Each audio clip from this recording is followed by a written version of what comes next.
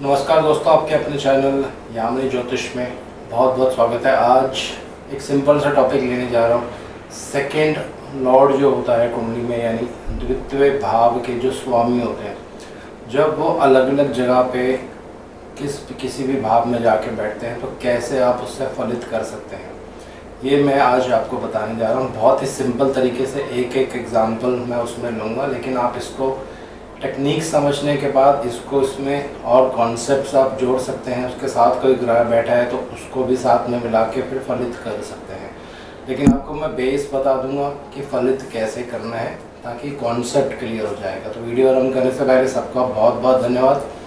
आज मेरे 41,000 सब्सक्राइबर्स जो हैं वो पूरे हो गए, तो सबका बहुत बहुत धन्यवाद करना चाहता हूँ जो लोग मेरा चैनल सब्सक्राइब कर रहे हैं, और आशा करता हूँ सब कुशल मंगल होंगे। तो वीडियो आरंभ करने से पहले भगवान गणेश जी से और शनिदेव से आग्रह करूँगा, ये विद्या सीखने में हमारी मदद करेंगे दोस्तों।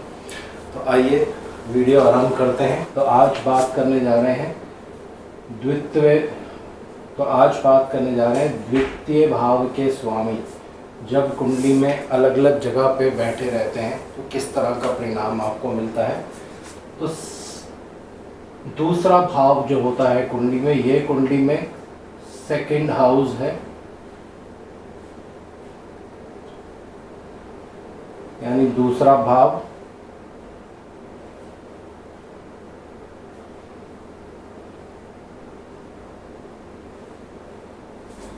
तो ये होता है कुंडली में दूसरा भाव। यहाँ पे जो भी राशि होगी वो आपको ले लेनी है, और उसके स्वामी फिर जहाँ जाके बैठेंगे उसके हिसाब से हम फलित करेंगे। अगर दूसरे भाव के स्वामी दूसरे भाव में ही बैठ जाते हैं तो इससे अच्छी और कोई बात नहीं होती है। धन दौलत ऐश्वर्य किसी चीज़ की कमी नहीं होती है दोस्तों। तो अगर दूसरे भाव के स्वामी तीसरे भाव में बैठ जाए, यहाँ पे मैं एक चीज़ ले रहा हूँ, दूसरा भाव मतलब मैं यहाँ पे पैसे को ले रहा हूँ। हालांकि इसमें बहुत सारी अलग चीज़ें भी होती हैं, तो टेक्निक समझने के बाद इसमें आप फलित फिर अपने आप कर सकते हैं। मैं आज यहाँ पे सिर्फ और सिर्फ धन को लेकर, यानी पैसे को लेकर दूसरे भाव को हर भाव में घुमाने जा रहा हूँ। तो उसी के ऊपर एक एक दो एग्जाम्पल देंगे। तो किसी की कुंडली में आप देखते हैं कि दूसरे भाव के स्वामी तीसरे भाव में आ जाते हैं, तो इसका मतलब क्या है। तीसरा भाव किस चीज़ का होता है? तीसरा भाव आपके रिलेटिव्स का होता है, तीसरा भाव मित्रों का भी होता है, तीसरा भाव छोटे भाई बहनों का भी होता है, तीसरा भाव यात्राओं का भी होता है। बहुत सारे इसके सिग्निफिकेशंस हैं। तो एक या दो फलित आप क्या कर सकते हैं कि ये जो जातक होगा अपना पैसा कहाँ खर्चेगा? अपने घूमने फिरने पर। तीसरा भाव घूमने फिरने का होता है, ट्रैवल का होता है, या अपने दोस्तों के ऊपर, क्योंकि तीसरा भाव जो होता है वो दोस्तों का भी होता है दोस्तों। अब बात करते हैं अगर दूसरे भाव के स्वामी चौथे भाव में आ जाते हैं। अब चौथा भाव जो होता है ये आपका एजुकेशन का भाव है। तो बहुत सी कुंडलियों पे आप देखेंगे कि व्यक्ति बड़ी उम्र का भी हो जाता है, लेकिन अगर उसकी कुंडली में ये योग है, दूसरे भाव के स्वामी चौथे भाव में बैठे रहते हैं, तो एजुकेशन के ऊपर वो बहुत पैसा खर्चता है, किताबें खरीदता है, उसको पढ़ने का उसको शौक़ हो सकता है अगर बुद्ध बहुत अच्छा होगा। लेकिन एक स्नैपशॉट प्रेडिक्शन आप यहाँ पे क्या कर सकते हैं कि ऐसे व्यक्ति का पैसा एजुकेशन के ऊपर खर्च होगा। वो एजुकेशन उसकी अपनी हो सकती है या उसकी फैमिली के ऊपर बहुत ज़्यादा पैसा खर्च होगा, क्योंकि फोर्थ हाउस उसकी फैमिली होती है। इसी तरह से सेकंड लॉर्ड अगर दूसरे भाव के स्वामी अगर पंचम भाव में आ जाते हैं, ये फिफ्थ हाउस है कुंडली का। तो पंचम भाव किस चीज़ का होता है? पंचम भाव आपकी संतान का होता है, पंचम भाव बुरी आदतों का भी होता है। तो दोनों तरह से आप फलित यहाँ पे कर सकते हैं। अकॉर्डिंग टू एज ये प्रेडिक्शन जो है वो चेंज होगी। तो अगर व्यक्ति मैच्योर्ड लेवल का है, 50 साल का है, 45-50 ईयर्स के आसपास है, 40-50 के बीच में आप ले सकते हैं, तो आप कह सकते हैं कि ऐसा व्यक्ति अपनी संतान के ऊपर पैसा खर्चेगा या अपनी संतान की एजुकेशन के ऊपर बहुत पैसा खर्चेगा। अगर व्यक्ति यंग है तो आप ये प्रेडिक्शन कर सकते हैं ऐसा व्यक्ति अपने स्किल्स को, स्किल मतलब अपने हुनर को बढ़ाने के लिए पैसा खर्चेगा, या किसी बुरी आदतों में फंस जाएगा, उस पर पैसा खर्चेगा। बहुत से इसमें फलित हो सकते हैं। फिफ्थ हाउस रोमांस का भी होता है, यहाँ से भी आप फलित जो है वो कर सकते हैं। अब अगर दूसरे भाव के स्वामी, ये दूसरा भाव है यहाँ आकर बैठ जाते हैं, यानी छठे भाव में। अभी यहाँ पे मैं ग्रह नहीं ले रहा हूँ, राशि नहीं ले रहा हूँ, उन सबको आने वाली वीडियोस में जोड़ के धीरे धीरे आपको और चीज़ें नई नई बताऊंगा। सिर्फ सेकंड लॉर्ड ले रहा हूँ मैं, कोई भी लॉर्ड हो सकता है। तो अगर छठे भाव में बैठेंगे तो पैसा जो है कहाँ बैठ जाता है, छठे भाव में। तो आपका पैसा जो है दवाइयों पे खर्च होगा, घर में कोई बीमार हो सकता है उस पर खर्च होगा, कोर्ट कचहरी लिटिगेशन, इन चीज़ों में पैसा जो है वो खर्च होता है दोस्तों।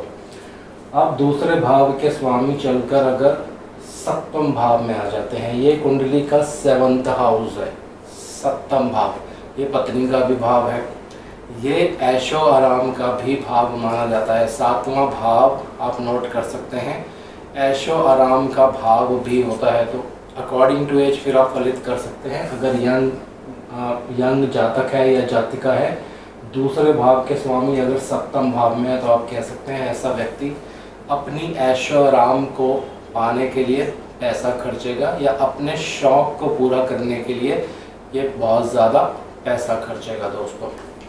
अब दूसरे भाव के स्वामी अगर अष्टम भाव में आ जाते हैं, तो अष्टम भाव जो होता है एक गुप्त भाव है, लंबी बीमारी का भी एक भाव माना जाता है। तो ऐसे लोग जिनका कॉम्बिनेशन ऐसा होगा चार्ट में, तो आप कह सकते हैं कि दूसरे भाव के स्वामी जब अष्टम भाव में होंगे तो ऐसा व्यक्ति किसी लंबी बीमारी में पैसा खर्च सकता है, या किसी रिसर्च वगैरह में पैसा खर्चेगा, या किसी गुप्त चीज़ों में पैसा खर्चता है।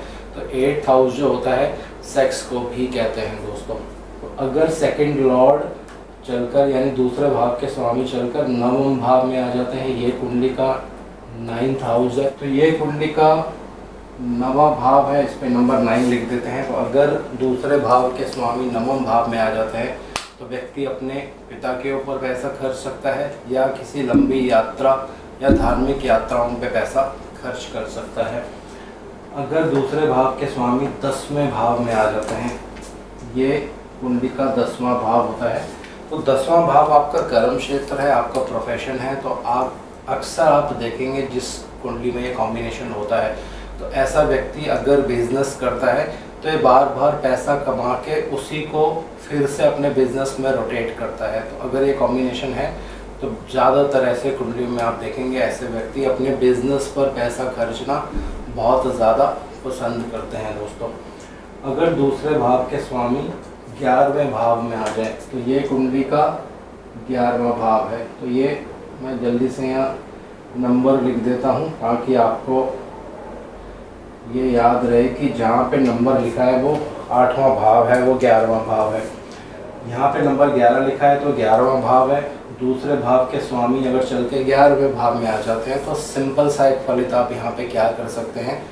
11वां भाव जो होता है इच्छा पूर्ति का भाव होता है, जहाँ से आप अपनी इच्छाओं को जन्म देते हैं। तो अगर पैसा चलकर 11वें भाव में आता है, तो आप यहाँ पे क्या कह सकते हैं, व्यक्ति अपनी इच्छाओं को पूर्ण करने के लिए अवश्य पैसा खर्चेगा दोस्तों। 11वां भाव आपके मित्रों का भी होता है, तो ये भी फलित आप यहाँ पे कर सकते हैं। अब अगर दूसरे भाव के स्वामी चलकर यानी दूसरे भाव के स्वामी चलकर 12वें भाव में आ जाते हैं, तो ये खर्चे का भाव है दोस्तों। तो ऐसे जब कॉम्बिनेशन कुंडली में बनते हैं कि द्वितीयेश चल के द्वादशेश भाव में आ जाता है, तो ऐसा व्यक्ति अनाप शनाप खर्चे करता है या बिना बात की यात्राएं करेगा, वहाँ पे अपना पैसा वेस्ट करता है। अब अगर दूसरे भाव के स्वामी चलकर लगन में आ जाते हैं, ये लगन भाव है, ये भाव बहुत इम्पोर्टेंट होता है। तो ऐसा व्यक्ति हमेशा अपने ऊपर पैसा खर्चना सबसे ज़्यादा पसंद करेगा। अपनी जो भी इच्छाएं होंगी, जो भी उसके शौक़ होंगे, सब कुछ फर्स्ट हाउस से ही देखा जाता है।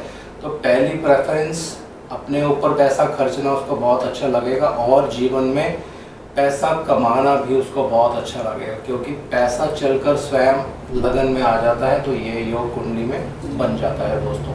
तो एक सिंपल तरीके से मैंने आपको बताया है। पैसे की जगह आप और भी चीज़ें यहाँ पे ले सकते हैं। दूसरा भाव जो होता है ये खाने पीने को भी इंडिकेट करता है, तो उसको भी आप इसी टेक्निक से घुमा सकते हैं। दूसरा भाव जो होता है वो कुटुंब का भी होता है, इसको भी आप यहाँ पे इस तरह से यूज़ कर सकते हैं।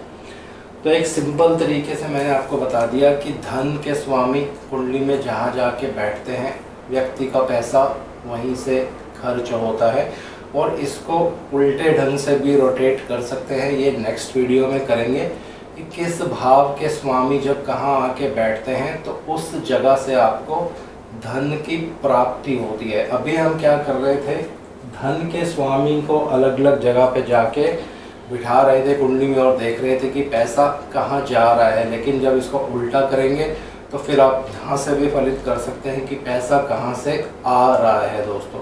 तो इसको नेक्स्ट वीडियो में कवर करेंगे। छोटी सी वीडियो है लेकिन बहुत इंपॉर्टेंट है, बहुत सारे प्रेडिक्शंस आप यहाँ से कर सकते हैं दोस्तों।